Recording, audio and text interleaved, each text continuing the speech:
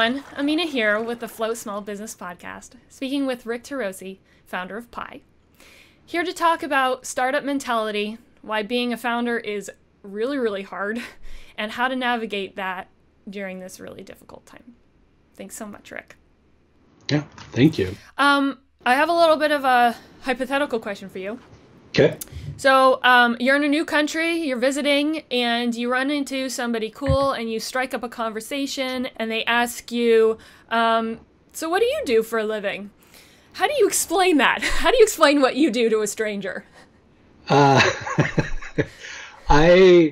short one is I start startups that help other startups. The longer version is I'm really just, my role is just being a coach for business. And the other aspect is, like many coaches, it's not necessarily what I have the ability or capability of doing. It's the people I know who know things. Mm-hmm.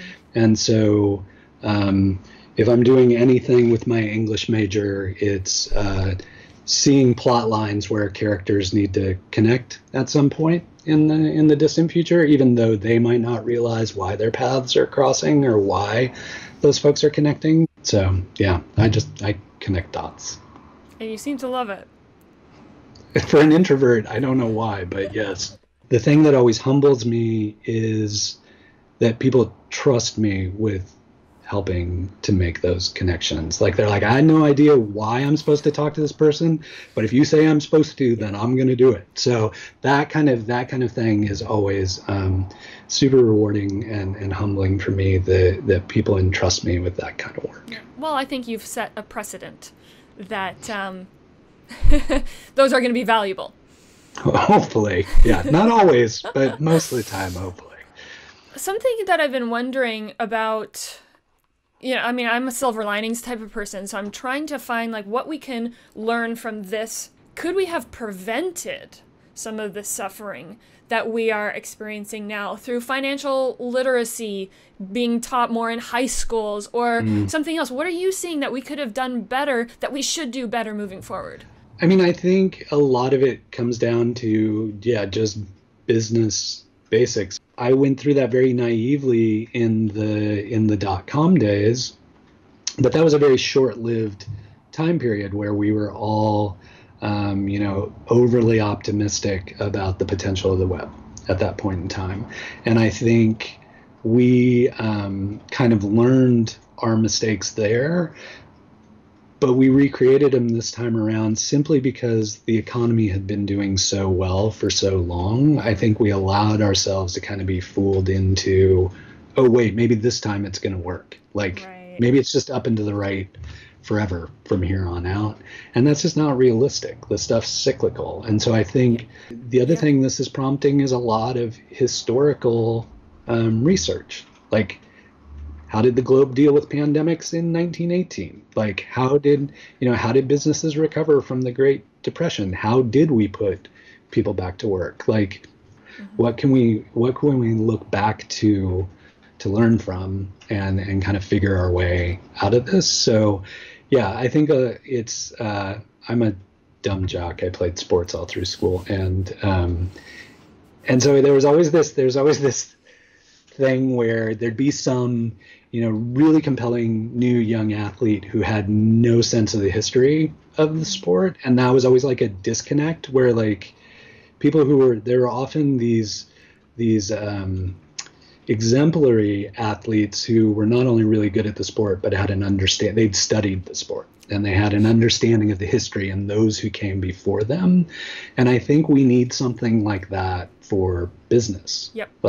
It's not just who you know and who's going to write you a check, but you have an appreciation for how this system has been created in the first place. Well, and I think that a lot of people start companies because they love working in the business. They don't always start a business because they love business. They love the thing that the business does. And okay. Totally. So you've seen this before. And that was my problem as a founder on my founder journey. Was I was what do you mean I don't get to work on the thing I was passionate about anymore? And I have to focus on all this other stuff to drive the business and make that. I want to just go back and muck around with my little thing that I like working on. So then is your advice on that front to, for those people who don't realize that the business part needs to be a large component, is your advice to find a way to love that, or to just not make your hobby a business? That's a really good question. For some folks, it can be a little bit of both. So I think the luckiest folks are those who find co-founders or other team members that complement them in ways that allow them to still get some joy out of building the business. So that in the tech world, that often happens as, especially in Portland, this happens a lot, where it's a technical person who's engineered a product and they happen to find somebody who is more business savvy or marketing savvy to partner with. But I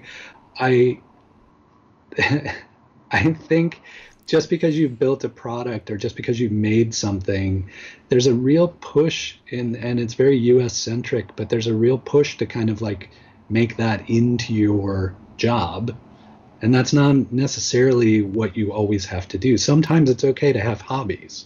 Like, you can just play the guitar. You don't need to record an album. Like, people need those outlets. Yeah. And I think Portland's really well-rounded in that regard, and that's something I've always appreciated about our business community is we're not a live to work community. We're very much a work to live community. So people like will buckle down and work hard for, 8 to 10 hours a day, but then, they've got beer to brew or something to knit, or like, they've got to ride their bike a couple 100 miles or whatever. And they have that kind of balance, which has always been nice. Yeah. But unfortunately, sometimes you get too much positive feedback here where it's like, I have this really wacky idea for a business and everybody says that's a good idea. Like nobody is willing to say, no, you shouldn't do that. There's no there. Just keep that as your hobby. Yeah. There's no bad cop. There's only good cop. Okay. So we need some more bad cops. Okay. So this is perfect because my next question was going to be to ask you to be the bad cop. So you've just segued right perfectly. Is there anything that you think small businesses need to hear right now that nobody is saying? I mean, I think the hard bad cop thing to say is, this might be it. Like, you might have to shut this thing down. Like, it might be the best idea in the world. You might be really strong at it, but there are economic dynamics happening that are completely out of your control. And it is very similar in a really, really weird way to the .com days.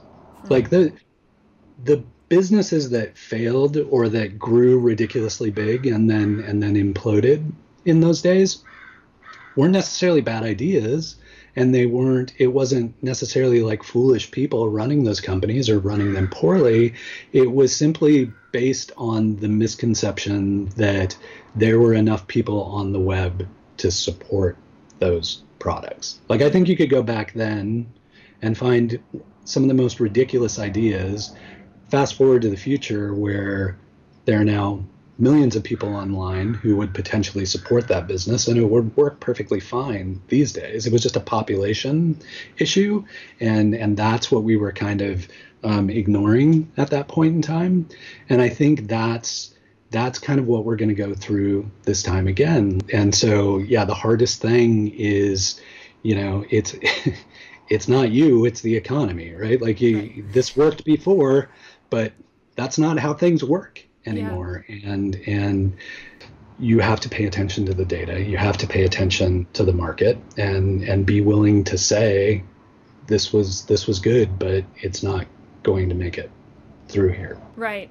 It's about being objective, like stepping outside of the emotional connection and seeing it for what it really is, which is really hard when you're in love with it because it's yours and you're committed to it. But I think the good news in all that is that entrepreneurs don't see failure as a stopping point. So even if one thing doesn't work, and even if the whole business actually has to go away, there's that inherent, I'm going to get back up again and I'm going to try something else, something new. I'm going to pivot. I'm going to, and that's what I really love about small business and entrepreneurs in general, is that we never give up. There were some things that were seen as truisms in the industry, like I need a retail location if I'm going to do this, where this situation has kind of had them rethink that, where it's like, well, maybe I could do all direct to consumer, or maybe there's a different way to approach this. So I think once we get through being worn down by this situation, we're going to see entrepreneurs come up with some pretty interesting ways to get around these problems and to probably also capitalize on some opportunities that they may not have realized even existed. It's only because of this situation that they will be inspired to come up with that solution. So is that what the good cop in you thinks? That's what the hopeful, optimistic, entrepreneurial part of me thinks. Do you have any thoughts on how a small business that may not be a classic startup, that may have been around for 10 years, let's say, what lessons from the startup mentality can they borrow to either increase their chance of succeeding right now, or just feel a greater sense of optimism that they can push through? Yeah, I think one of the things, and I was never good at this, like one of the startups that I did was like, if you were to write a book about all the things to do wrong when you're running a company, we were basically following that book. I think it's that... Maybe you should write that book. Maybe I should write that book. I could definitely write it a few times. But it's that ability to reassess your situation actively. I think if you've been in a business that's been working for 10 years, you've convinced yourself that there's some magic to why that worked or how it worked. And just giving yourself, again, back to the objectivity, giving yourself the time and space to step back and say, does it have to run this way, or is there another way to run it? I think the other aspect that really good startups embrace really well, it's not only are they comfortable with bigger failure, but they're also comfortable with miniature failures along the way. So they'll try something and it won't work, and they're like, okay, well, that didn't work now, but that's what we learned there. Maybe we'll try it again in the future. But don't be afraid to like test things, and that can be really scary for a company that's built up a brand and has built up expectations in the market with a customer base. So that might need to happen, in an offshoot kind of project. Like, just go buy a URL and a WordPress site or a Squarespace site and try some new name and new concept and see how it resonates with the market, even if it's not aligned with your existing brand, even if there's no reference to what you're doing. Like, there are ways to try ideas without hurting the brand equity you've already built for your company. And you never know unless you start socializing it. Now is the time to be sharing those ideas with everybody and getting as much feedback as you possibly can, because those are the data points that are going to help you decide what the path forward is for the foreseeable future. Yeah.